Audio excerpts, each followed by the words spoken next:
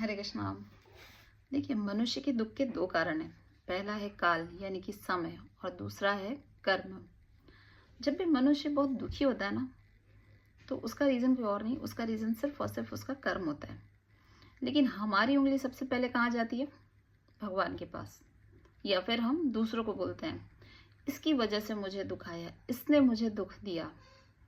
और कई बार तो ऐसा होता है कि लोग बोलते हैं, अरे शनि मेरी टेढ़ी चल रही है इसलिए ऐसा हो गया, मेरा राहु खराब है।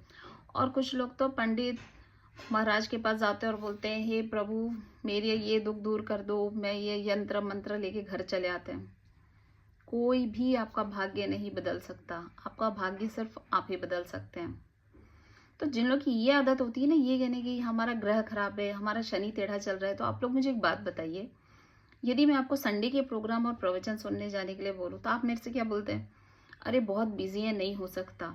तो क्या शनि देव को इतना फुर्सत में हम समझते हैं कि वो आपके घर आगे डेरा डाल लें आपको कष्ट देने के लिए?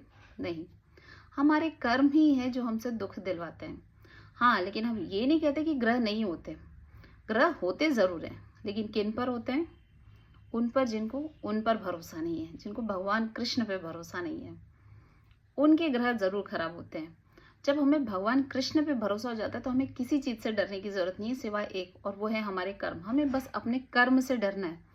बाकी आपके कोई भी देवी देवता दुश्मन नहीं है, कोई ग्रह ऐसा नहीं है जो आप पे जबरदस्ती आप पे ये बुरी दशा लेकर आए। तो हमें सिर्फ और सिर्फ अपने कर्म से डरना है। हरे कृष्णा।